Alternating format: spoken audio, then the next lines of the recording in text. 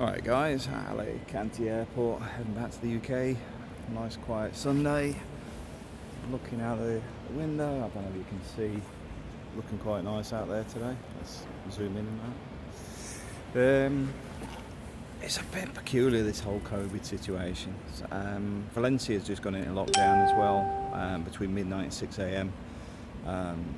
So timing was good because my flight was it's 9:25, 9:55. I think the last call's 9:55. Interrupted there. Yeah, so I'm looking forward to getting to work and then getting back again. I don't think it'll be as long this time. A little update on the car. I mean, the good thing with the mechanic I've got now is he actually sends me videos and photos of the issues on the car. Bad thing is, the place I bought it through, I don't know, there's so many things that's been done on that car. They've even drilled out the catalytic converter. So I'm a little bit frustrated in the sense of... so yeah, it is a little bit concerning, but we live and learn. I mean, to be fair, next time if I do buy a new car, newish car, but I'll probably buy brand new anyway, I'll put my mask back on, because the announcement was that it must be worn at all times, which will be a bit interesting drinking water, but anyway. Yeah, as I was saying, I think it's actually cheaper to actually get a UK car converted over to Spanish plates. I know some people say, oh, driving on the wrong side, but to be honest, the headaches of dealing with bad mechanics and the stuff people have been up to on cars over the years, we buy a second-hand one, I've got to admit, it's just not worth the bloody hassle. And I bought it from the garage to try and avoid it, and the garage seems notoriously worse. So anyway, that's that sorted pretty much. I think by next week, DPF will be sorted, injectors sorted, because I'm just waiting on some parts from Opals to do the seals now on the injectors, and the catalytic converters next. So after that, I think we've actually got a car back to working order. What I am pleased with, to be honest, is the car managed to stay alive as long as it did with all these bloody problems. So there is a bright side on it. It has been to Madrid, it's been to Madrid multiple times and other places. Went to, did we go? Yeah, I think we went over to Minglanilla, which is another 4-hour journey each way, and it managed no problem. So I've got to say, for even with the problems it's got, at least it's kept going. So yeah, always a plus. So yeah, I'm sat in the airport, just waiting for my flight to come in. Security is fairly quiet, airport's pretty empty. I am expecting to be back in the next 4 weeks, so hopefully by then the car's sorted. Then I'll start looking at leaving it at the airport and just renting, because you can, just at the back there, you can sort of rent a parking spot for about €250 a year. Then you basically just come and get it when you please. The UK side's not too bad because it's got train access, and they've even, in Northampton, they've started using electric scooters, which is even better, because it means the 2-mile walk to the train station, I can literally just jump on a scooter now, or park at Birmingham Airport. But either way, it's convenient now. What isn't is this stupid quarantine nonsense. One of the things that is quite peculiar is if I travelled every week, if you look at the exemption list, then that's not a problem. But travelling backwards and forwards for 2 weeks or more is a problem. And I can understand why people get frustrated about this 6 persons. Are you related to the 6 people? Are you? It's just nonsense, in my personal opinion. It's a bit like when people come up to you, like say the police, and say, oh, do you two live in the same house? And I'm going, do you two live in the same house? Well, no, we're exempt. But you're travelling together. Yeah, as I was saying, you know, it seems one rule for one and not the others, but at the same time, it doesn't seem logical.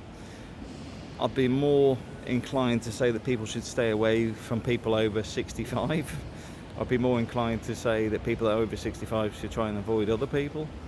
I'd be more inclined to say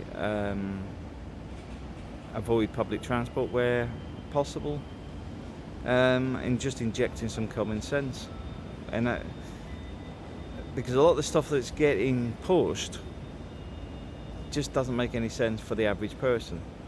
Now, don't get me wrong, there is the village idiot out there. Yeah, so I just think there should be some more common sense introduced. One of my strongest views would be it's about time we actually looked at removing some of these politicians.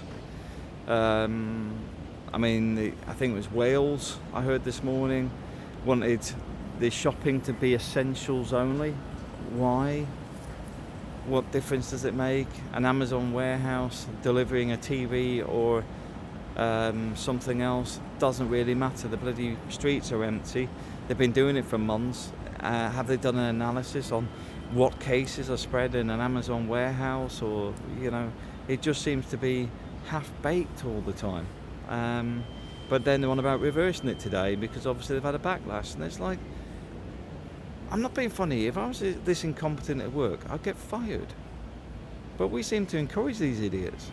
But anyway, as you can probably see, they're frustrating me because it does disrupt myself a lot. But I am more worried about the economy and the long-term effects on this, because it just seems to be a lot of dithering, half-baked ideas. And even when you challenge it and say, look, can we look at this properly, they try and shout you down rather than deal with the problem. Now, from my personal experience, that is the way you normally find politics in third world or developing nations, whatever flavour of the month's the term these days.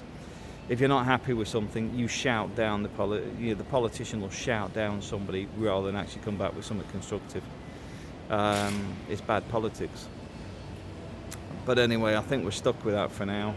So let's just focus on Christmas, and hopefully things will improve in the new year. I am hoping to sort the property out that we want to buy in January, February. I've mentioned that before, but it is looking more realistic now, because I've had to put another 10,000 in the bank for it. But one thing I have been able to do is concentrate on work with this lockdown. So it's not looking too shabby to meet that deadline. But what would I say about coming to Spain? If you want to come here, just do it.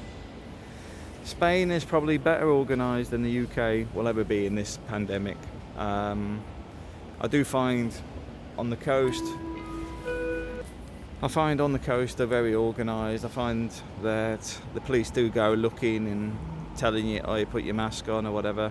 And generally they are polite the first time. Or if you start being a bit snotty with them, they're not so polite.